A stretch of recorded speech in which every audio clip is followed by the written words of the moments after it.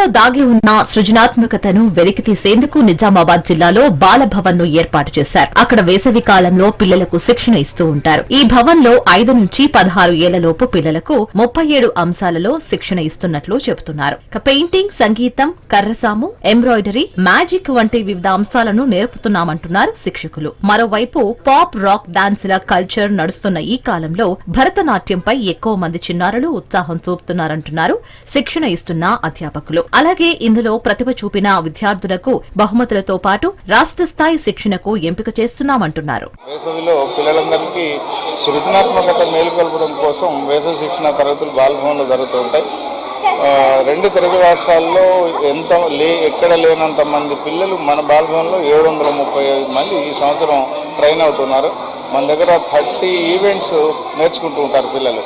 అందులో బాగా ఇంట్రెస్ట్ ఉండేది పిల్లలకి మ్యాజిక్తో పాటు స్కేటింగు, కరసాము బాగా ఇష్టపడుతూ ఉంటారు. ఇక్కడ శ్లోకాలు, యోగా, డ్యాన్స్ కూడా నేర్చుకుంటూ ఉంటారు పిల్లలు. అందులో భాగంగా మ్యాజిక్ నేను గత 20 సంవత్సరాలుగా నేర్పుతూ ఉన్నాను. నా పేరు రంగనాథ్. నేను మ్యాజిక్ చేస్తూ ఉంటాను నిజామాబాద్లో.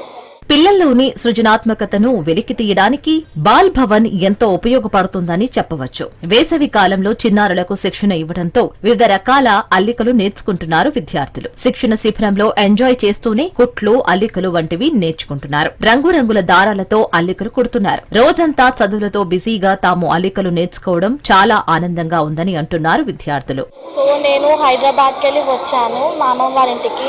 సో డే జాయిన్ వాళ్ళను ఇక్కడ జాయిన్ చేశారు బాల్ భవన్లో.